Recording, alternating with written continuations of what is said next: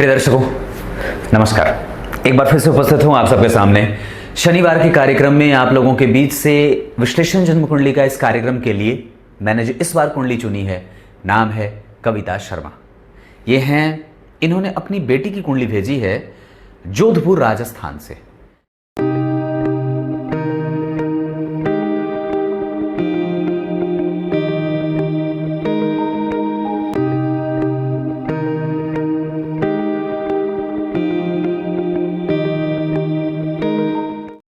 अप्रैल 2007 11:47 सुबह में इस आधार पर आपकी कुंडली बनती है मिथुन लग्न की। और मिथुन लग्न का मतलब क्या है कि व्यक्ति जो है वो भौतिकता से युक्त है, भौतिकीय वस्तुओं में आकर्षण ज्यादा है, राजकुमार है, इस वजह से तुरंत ही प्रभावित हो जाता है किसी से भी। मिथुन लग्न का है तो व्यक्ति वायु तत्व का यह लग्न होता है। ऐसे में व्यक्ति का विकास तीव्र होता है, आपसे ये कम जानेंगे लोग। मिथुन लग्न वाले आपसे कम जानेंगे। और अगर हम तुलना मिथुन की धनु से करें या मिथुन की वृषभ से करें तो वृषभ लग्न वाले मेहनती ज्यादा होंगे, मिथुन लग्न वाले मेहनती भी होंगे, पर मेहनत उनका वृषभ लग्न वालों से कम होगा। पर विकास की जो दर होगी वो मिथुन लग्न वालों का ज्यादा होगा। वो तुरंत ही उत्तरोत्तर विकास को प्राप्त कर जाते हैं किसी भी ऐसी राशि से, जैसे मिथुन या धनु की बात करें तो, या मिथुन या वृषभ की बात करें तो, या कर्क वालों को समस्या होती है, वो दिमाग से ही परेशान होते हैं, उनका मन ही अस्थिर होता है, चिंतित होते हैं, हवाई फायर करते हैं खाली। मिथुन लग्न वाले चाहते हैं पर कई बार वो कुंठित हो जाते हैं, उनको वो चीज नहीं मिलती है। कई बार भागते खूब हैं लेकिन प्राप्त भी करते हैं, पर कई बार वो अधूरा सा ही रह जाता है। वृषभ लग्न वाले जीवन पर्यंत मेहनत करते रहते हैं। धनु लग्न वाले शुद्धता के साथ, शांत होकर के, एकाग्रता के साथ, अपने जीवन में दार्शनिकता का भाव रख के और दत्तचित्त होकर के काम करते हैं। उनको भौतिकता थोड़ा कम असर करता है। मिथुन लग्न वाले भौतिकता से युक्त होते हैं। मिथुन का मतलब मैथुन, किससे? चीजों से, भौतिकीय वस्तुओं से। अब राजकुमार है या राजा है या राजा का पुत्र है, तो अगर वो कल को राजा बनेगा, इसका मतलब है कि उसके अंदर राजसिक गुणों का प्रभाव रहे। राजा के खानदान से आया तो राजसिक गुणों से भरा। अब राजसिक गुणों से जो व्यक्ति युक्त होगा वो क्या करेगा?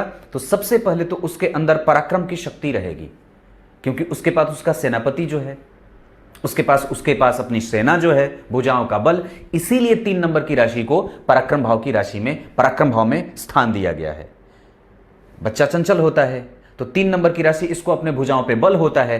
अब कई बार व्यक्ति जो है वो ये सोच लेता है कि मैं खुद पे अकेले इतना भरोसेमंद हूं कि मैं कुछ भी कर सकता हूं, और उसको कई बार ऐसा भी देखते बनता है कि जब उसको आवश्यकता पड़ेगी तो वो दूसरों को पूछेगा, लेकिन जब उसकी आवश्यकता खत्म हो जाती है वैसे ही वो दूसरों को छोड़ देता है। तो मैं क्या बोल रहा था कि कई बार वो एकाकी भी हो जाता है और उसके जीवन में अंतिम समय में प्रायः देखने पे कोई भी नहीं होता। मिथुन लग्न वाले भौतिकीय दृष्टिकोण से अपने आप को हमेशा ही संतुष्ट करते रहते हैं। जब वो पैसे कमाने लगे तो सबसे पहले अपने आसपास चीजों का अंबार लगाएगा, अपने प्रत्येक प्रकार के शौक को पूरा करने का प्रयास करता है, और खर्च जो करे वो प्रायः किसी दूसरे के ऊपर ना करे, कई बार अपने ऊपर ज्यादा कर बैठता है, और तुरंत ही किसी दूसरे की बातों में आने वाला, तुरंत ही किसी दूसरों के प्रभावों में आने वाला, समझदार और समझदारी से निर्णय लेने वाला होता है। हालांकि ये थोड़े चालबाज और चतुर भी होते हैं, चपल चंचल चालाक होते हैं, बुद्ध से प्रभावित होते हैं। कन्या लग्न और मिथुन लग्न ये बुद्ध के राशि प्रभाव के अंतर्गत आती हैं ये राशियां। और ऐसी स्थिति में कि आप जरा मिथुन को समझो तो मिथुन का मतलब है कि वो पराक्रम की राशि और त्रिक भाव की राशि है, जो इनकी कुंडली में लग्न में बनी है। 3 नंबर तो यहां बैठना था पर बैठ गया लग्न में, यानी कि व्यक्ति पराक्रमी है। और लग्न के अधिपति बुध जो हैं वो जाकर के जन्म कुंडली के धर्म भाव में बैठे हैं, जहां धर्म का कारक ग्रह जो है, जहां बुध बैठे हैं उससे 4th 10वें का संबंध बन रहा है। यानी कि धर्म का कारक इस भाव में जहां ये ग्रह बैठा है, उस भाव का अधिपति शनि उससे कहां बैठे? सुख भाव, धन भाव में, यानी कि लाभ यानी कि भाग्य भाव के अधिपति का धन में जाना ये व्यक्ति की कुंडली में महाधनी योग लगा रहा है और महाभाग्यशाली योग भी लगा रहा है।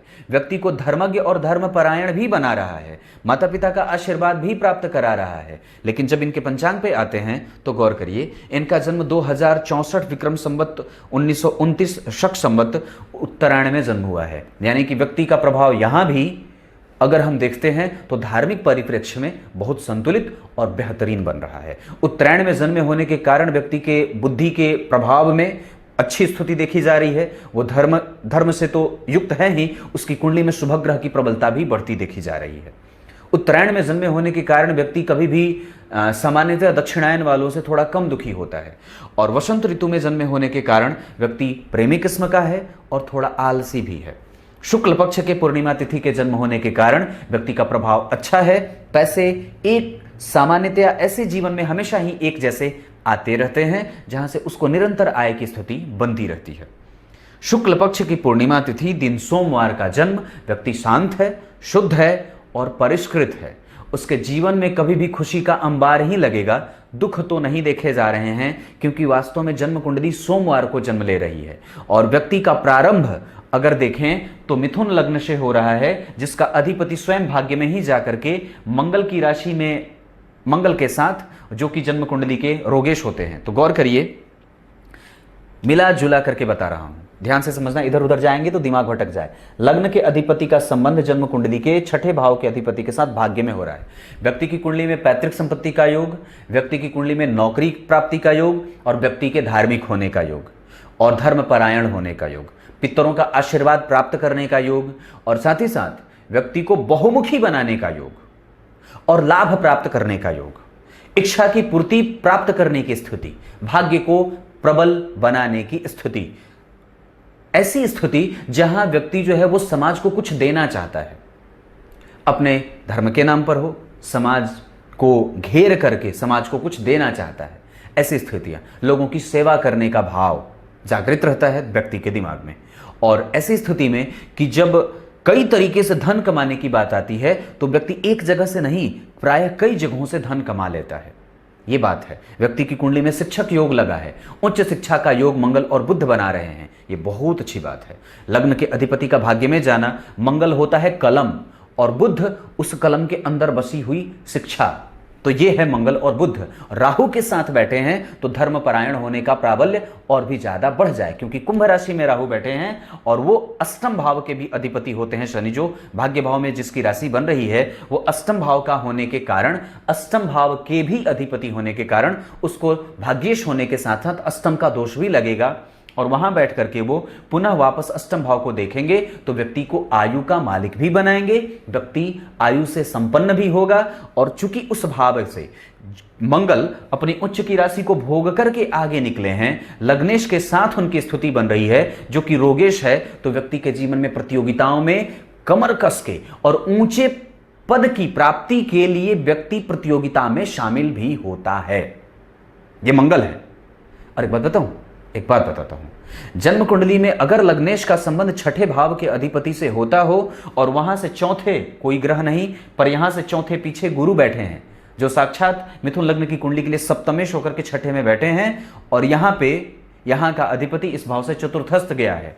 शनि भाग्य के अधिपति होकर के धर्म में बैठ करके तीसरी दृष्टि से चंद्रमा को देख रहे हैं, जहां ये विष दोष भी लगाएंगे। गौर करिएगा, शनि की दृष्टि यहां है। व्यक्ति के जीवन में भौतिकीय सुख संसाधनों का और माता के साथ संबंधों के बनने का बड़ा अच्छा भाव देखा जा रहा है। व्यक्ति अगर अपने घर पे भी रहे और उस चंद्रमा पे, ध्यान से समझना, उस चंद्रमा पे जन्म कुंडली में सूर्य की दृष्टि है, जो कौन है? आपकी कुंडली का पराक्रमेश। अगर मन करे तो नौकरी छोड़ करके खुद का व्यवसाय भी करना हो तो करे, क्योंकि इनका जन्म जो हुआ है वो हस्त नक्षत्र में हुआ है, जो चंद्रमा का नक्षत्र होता है, जो व्यक्ति को व्यावसायिक सोच का और व्यवसाय का पालन करने वाला बनाता है। इसकी स्थिति इसलिए भी बढ़िया बन रही है क्योंकि उस चंद्रमा पे तृतीय भाव के अधिपति जो पराक्रमेश होते हैं स्वयं जन्म कुंडली में चंद्रमा पे देख रहे हैं। तो चंद्रमा पे बल किसका मिला? किसने प्राप्त किया किसका बल? तो चंद्रमा ने प्राप्त किया, जो कौन है? आपकी कुंडली का धन भाव का अधिपति। माता से संपूर्ण सुख की प्राप्ति, घर परिवार में कलह का वातावरण न रहे, बेहतरीन स्थिति होती है, शांत चित्त होकर के व्यक्ति का जीवन आसानी से बीतता जाता है। जन्म कुंडली में सुख, धन, वैभव, माता का, पिता का, पति का, पुत्र का, दाम्पत्य का, वाहन का, भवन का, चौपाया जानवरों का, चांदी का, दूध, दही और आभूषणों का, इन सब चीजों का प्रभाव हमेशा जीवन में दिखेगा। क्लियर है? उस चंद्रमा के ऊपर जो धन भाव के अधिपति हैं सूर्य ने देखा है, जहां खुद कौन बैठा है? भाग्येश। तो गौर करो, कितनी अच्छी बात है कि धन भाव के अधिपति स्वयं सुख में बैठ रहे हैं। उस पे कौन देखा? तो शनि। वो कौन है? तो जन्म कुंडली का भाग्येश।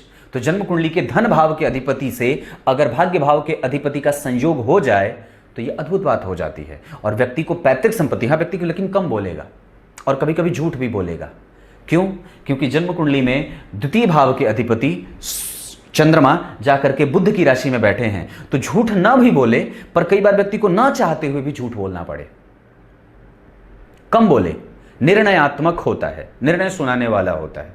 वो किसी के प्रभाव में आकर के अपना काम खराब नहीं करता है, क्योंकि केंद्र में सूर्य और चंद्रमा जैसे दो महत्वपूर्ण प्लैनेट बैठे हैं। व्यक्ति के डिसीजन मेकिंग कैपेसिटी की क्षमता कभी भी कमजोर नहीं है, वो कैपेसिटी बहुत बढ़िया है और उसके पास योग्यता है कि वो किसी को भी दिमाग दे सकता है।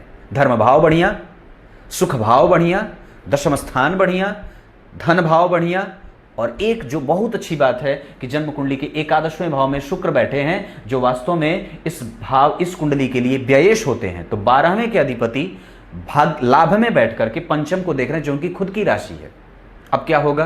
तो व्यक्ति के गुणवान होने का, क्रिएशन से युक्त होने का, उसके अंदर कलाओं के समझने की ताकत है, कलाओं को समझने की बात है। और शुक्र जो है वो जन्म कुंडली में, गौर करिए, शनि से दृष्ट है। बड़ी अद्भुत बात है कुंडली का अध्ययन।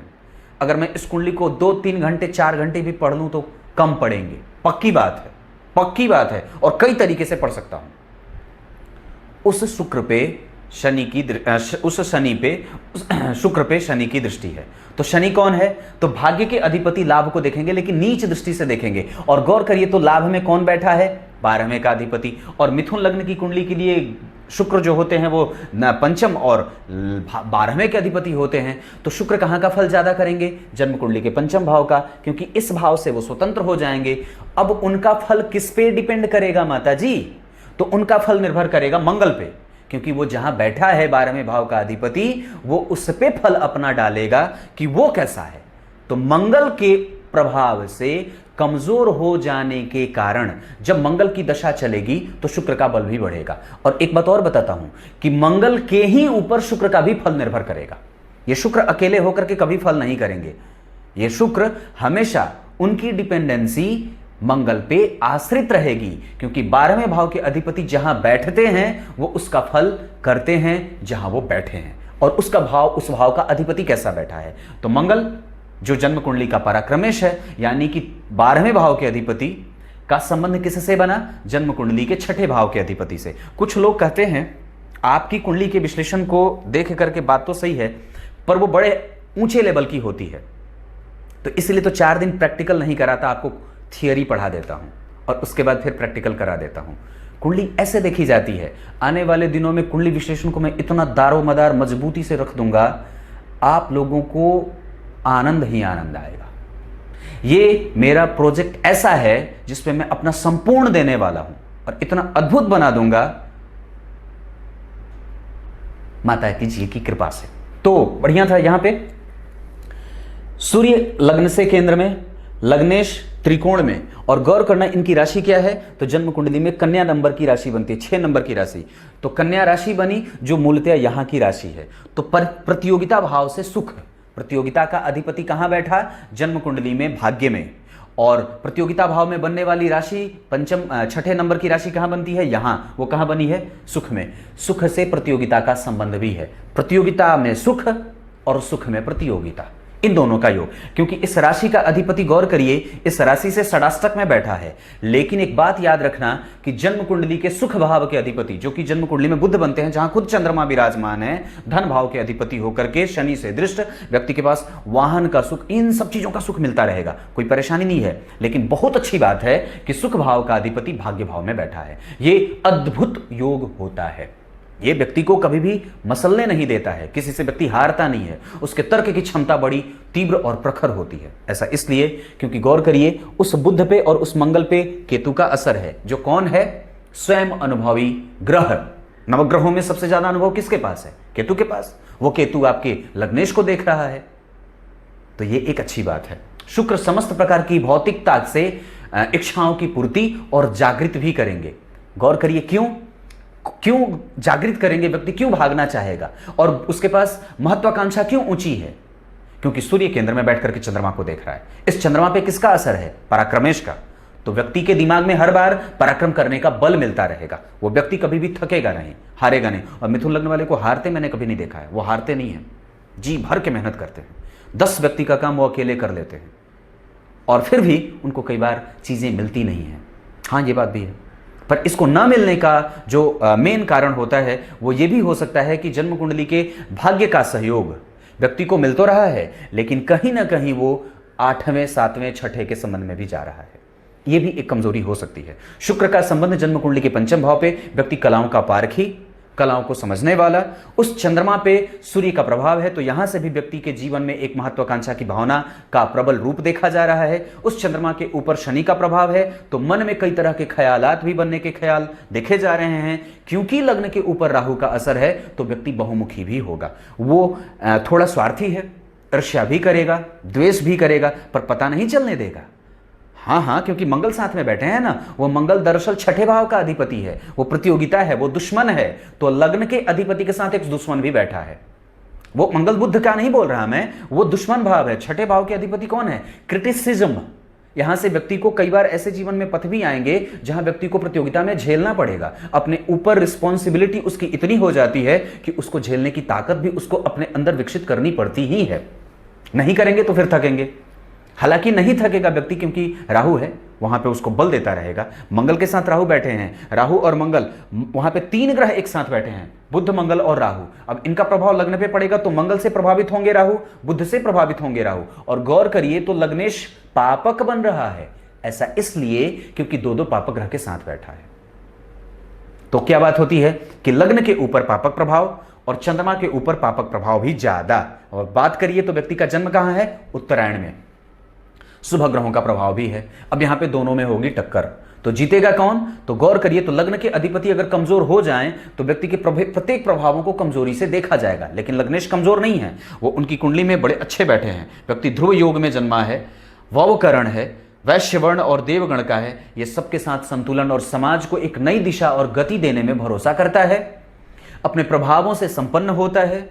उसके अंदर इतनी कला की स्तुति होती है, क्योंकि शुक्र पंचम भाव को ये क्रिएटिविटी का भाव होता है, यहाँ का अधिपति होकर के उसे देख रहा है। बाहर निकले, दूर जाए, विदेश काम करे, ट्रेनिंग, कई सारी चीजों का वो उसके पास उसका अंबार लगा रहे और व्यक्ति उच्च शिक्षा के पद को प्राप्त कर सकता है। ऐसा इसलिए क्योंकि मैंने वो बात पूछी अंतिम में भी, थोड़े दिन पहले क्या कही कि उसके पास वो महत्वाकांक्षा जागृत होती है, क्योंकि अष्टम भाव से शुक्र केंद्र में जा रहे हैं, 1 2 3 4, और यहां पे किसकी राशि बनी है? उसके मित्र की।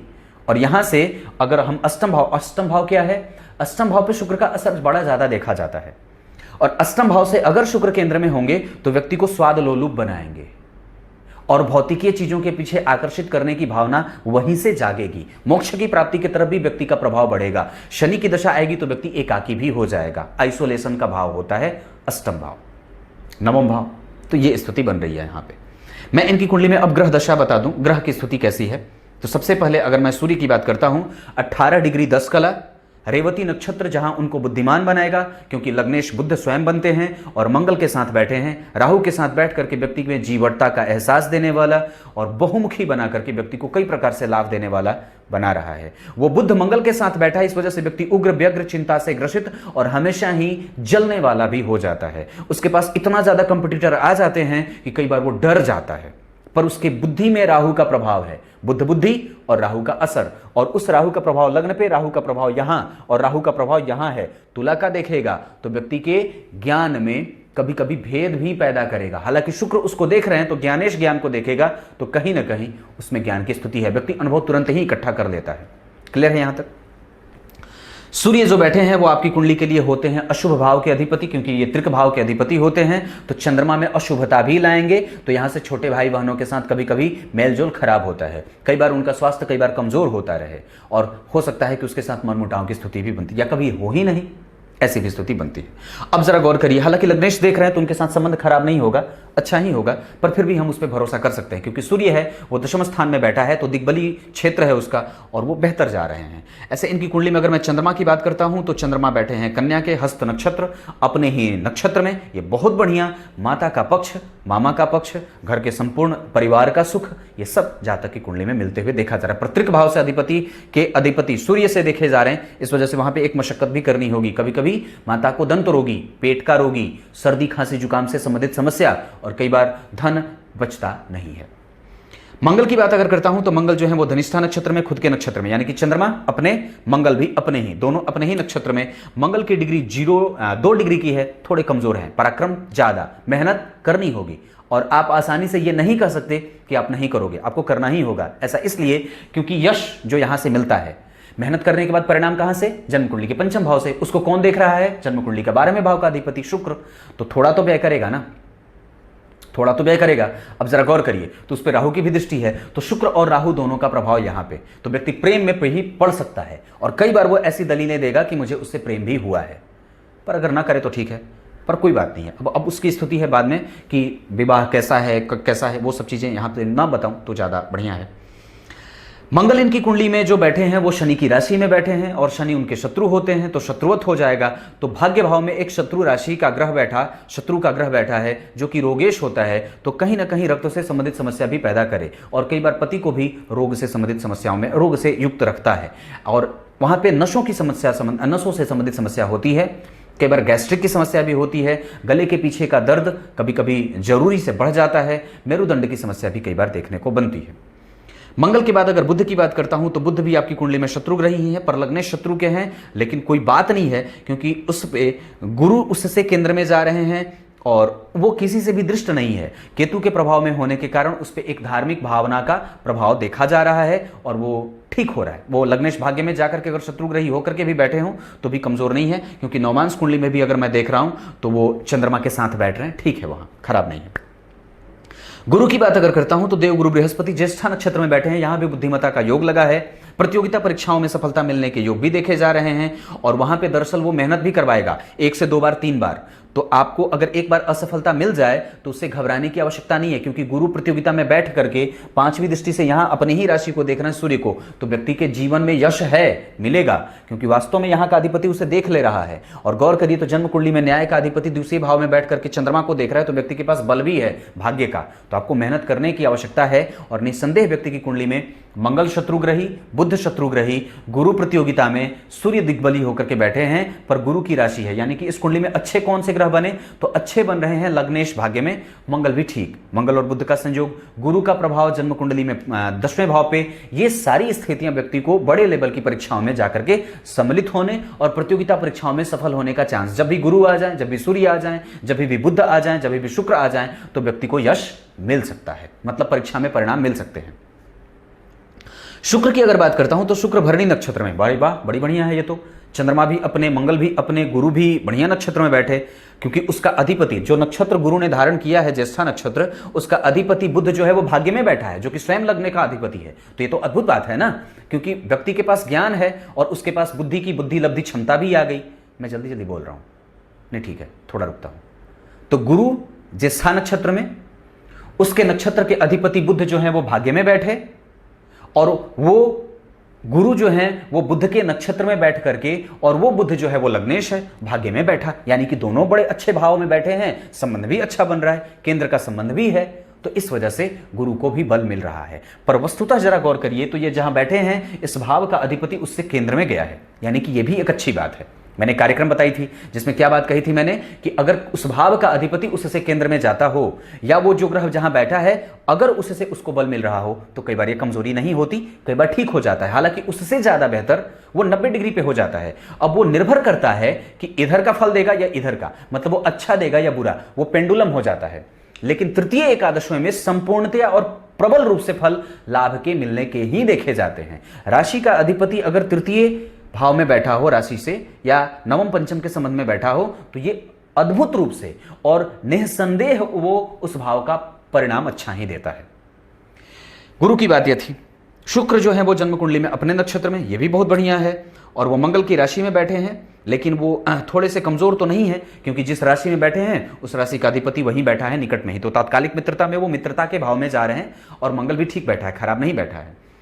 शनि की बात अगर करते हैं तो शनि चंद्रमा की राशि में, चंद्रमा से निकटस्थ, तो ये भी ठीक है, बहुत बढ़िया है। यहां पे भी अगर मैं देखता हूं तो ग्रहों की डिग्री के हिसाब से तो सूर्य 18 डिग्री के युवा, चंद्रमा जो है वो जन्म कुंडली में 13 डिग्री की, ये मतलब हालांकि ठीक है वो बराबर का परिणाम देंगे लेकिन वो बढ़िया है, ये यहां का संपूर्ण फल मिलता रहेगा।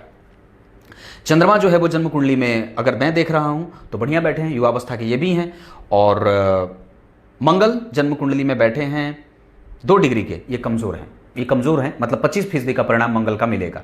बुध जो है वो जन्म कुंडली में बैठे हैं 22 डिग्री 55 कला, इस वजह से वो विषम संख्या की राशि में, तो 22 डिग्री के साथ वो ग्रह वृद्ध हो जाता है, तो इस वजह से व्यक्ति को कई बार अपनी वाणी पे कंट्रोल करना चाहिए, उसको अपने चीज़ों को याद करने के लिए बार बार उसको मेमोराइज करता रहे, एनालाइजेशन की प्रक्रिया हमेशा ही जारी रखनी चाहिए। चीज़ों को भूलने से पहले इस बात का ख्याल रखना होगा कि आप उसको कब याद कर रहे हो, मतलब उसको बार बार आपने पढ़ा कि नहीं पढ़ा, टेबल पे बैठे हैं तो दिमाग टेबल पे है या कहीं दूसरे जगह भी वो भ्रमित है, तो ये बात, कंसंट्रेशन लेवल कई बार कमजोर हो जाए। डिसीजन मेकिंग कैपेसिटी मैंने शुरू में कही थी बहुत अच्छी है क्योंकि चंद्रमा अच्छे हैं, सूर्य से देखे जा रहे हैं और व्यक्ति की कुंडली में प्रबुद्ध जो है वो राहु से भ्रमित हो रहे हैं, तो इस वजह से कभी कभी निर्णय लेने में दिक्कत की स्थिति भी बन रही है क्योंकि वो डिग्री से कमजोर हो रहे हैं इस वजह से।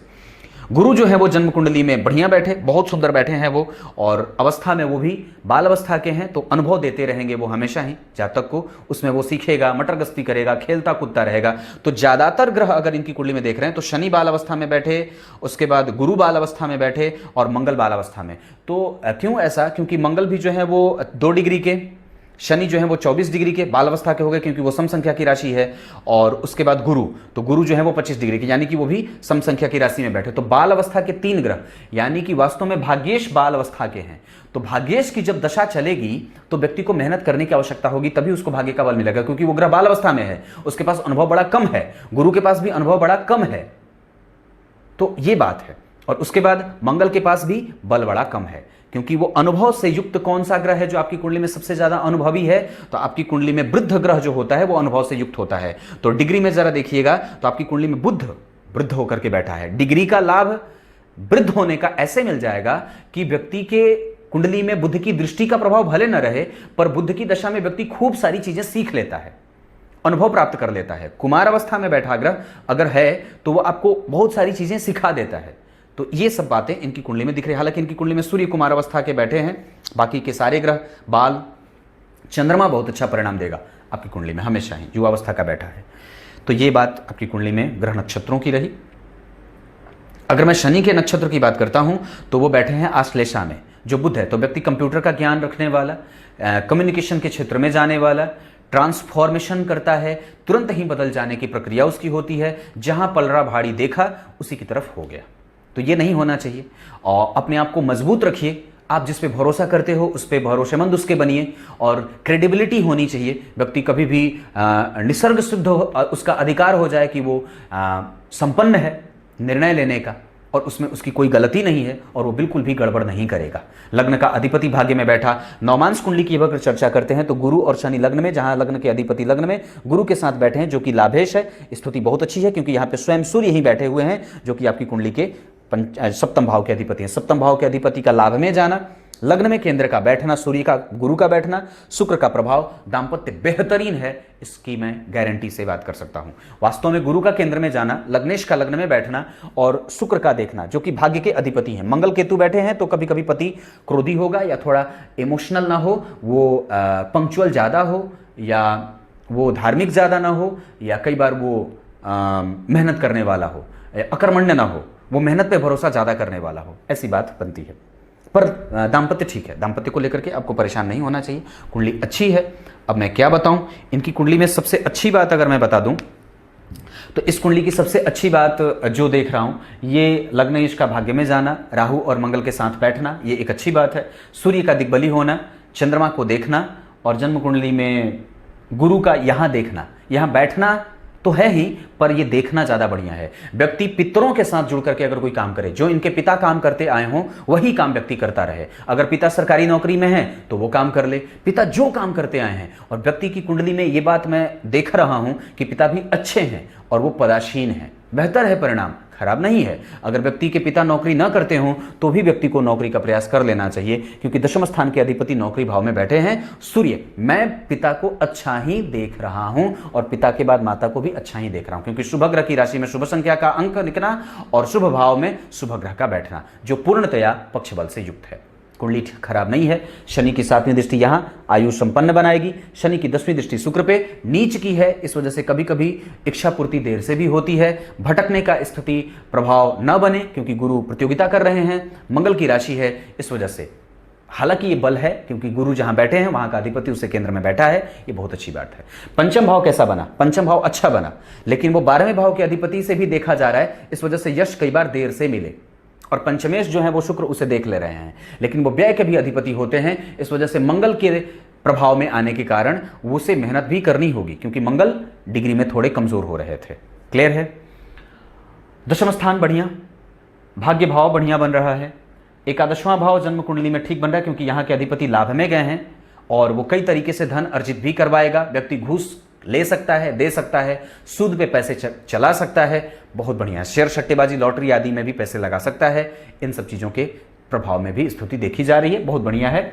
जन्म कुंडली में रक्त की समस्या हो सकती है, निर्णय लेने में कभी कभी दिक्कत होती है, व्यक्ति को कभी कभी जो है वो धन बचता नहीं है, या धन कई बार अपने ऊपर ही खर्च करता है। ये सब स्थितियां बनती हैं। कुछ पूछना होगा तो पूछ लीजिएगा, पर अब इनकी कुंडली में और दो चार चीज़ें बता देता हूँ। तत्वतः अगर मैं बात करता हूँ तो इनकी कुंडली में जितने भी ग्रह बैठे हैं उसमें वायु तत्व में वो ज़्यादा बैठे हैं। मिथुन लग्न का वायु तत्व बनना, तो ऐसी स्थिति में व्यक्ति जो है वो जल्दबाजी से युक्त है, पटापट काम करना चाहता है, क्योंकि बुध से प्रेरित है, चंद्रमा केंद्र में है, सूर्य का प्रभाव है, पराक्रमेश देख रहे हैं, मंगल जो है वो राहु के साथ है, तो तीव्रतम स्थिति में है। उसके पास आलस्य नहीं है और वो देर तक सोने का आदी भी है, क्योंकि शनि द्वितीय भाव में बैठे हैं।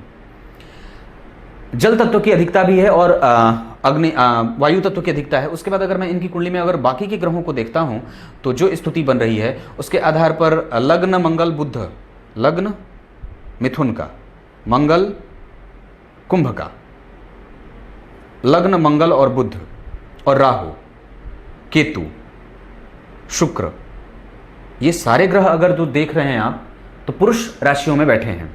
तो ये एक अच्छी बात होती है कि उसके अंदर पुरुषोचित गुणों की अधिकता है। लग्न को देखिए, मिथुन राशि पुरुष की राशि, 11 नंबर पुरुष की राशि, यहाँ मंगल बुध और राहु और शुक्र भी पुरुष की राशि में, तो ये राहु और केतु भी पुरुष की राशि में। बाकी सारे ग्रह, शनि स्त्री की राशि में, चंद्रमा स्त्री की राशि में, गुरु वृश्चिक राशि में, तो ये जो है वो एक तरीके से पुरुषोचित है व्यक्ति, तो थोड़ा इमोशनल कम होगा। बुध के साथ राहु का प्रभाव ऐसे इमोशनल कम बनाता है और व्यक्ति को प्रैक्टिकल भी बनाता है। गुरु इनकी कुंडली में 6ठे भाव में बैठे हैं, सूर्य को देख रहे हैं, नैतिकता का भाव है, व्यक्ति कभी भी गलत और निंदनीय काम न करे तो बढ़िया है। हालांकि गुरु 6ठे भाव में बैठे हैं तो मैं एक बार कहूंगा कि व्यक्ति को अपने अंदर धार्मिकता का भाव और भी ज्यादा बढ़ाना चाहिए, अपने आप को जवान ज्यादा नहीं समझना चाहिए। तब तक के लिए इजाजत, ये 13 साल की बच्ची हैं अभी, तो ठीक है, बहुत सारी चीजें अभी होंगी। राहु की दशा 2021 के 10वें महीने से शुरू हो रही है। लाजवर्त पहनाइए, 7.25 रति का दाहिने हाथ की मध्यमा उंगली में पहनाना होगा शनिवार के दिन, और ये अभी दशा लंबी चलेगी। पर ये बड़ी एक अजीब स्थिति है कि राहु भाग्य भाव में बैठा है, स्व राशि का उसको मानता है और वो किसी से दृष्ट भी नहीं है, गुरु से केंद्र में है, उससे गुरु केंद्र में है। और राहु में जो शुक्र वाली स्थिति आएगी वो जबरदस्त होगी, जो 2033 में आएगी। राहु में शनि वाली स्थिति जो 26 से लेकर के 29 तक रहेगी, वो थोड़ा बहुत कंफ्यूजन पैदा करेगी। राहु में राहु 2024 तक व्यक्ति आप लोगों को परेशान कर सकता है, थोड़ा सावधान रहिएगा। राहु में गुरु 24 से 26, ये भी ठीक है, पर वहाँ पे प्रतियोगिता व्यक्ति को बढ़ानी पड़ेगी, वहाँ पे रिस्पॉन्सिबल होना पड़ेगा, अपने आप को सिद्ध करना पड़ेगा। और राहु में शनि दिमागी रूप से व्यक्ति थोड़ा सा परेशान करेगा, और उस समय माता को स्वास्थ्य में भी समस्याएं देख रहा हूँ, ऐसी चीज़ें बनती है। तब तक के लिए इजाज़त दीजिए, अब नमस्कार करता हूँ।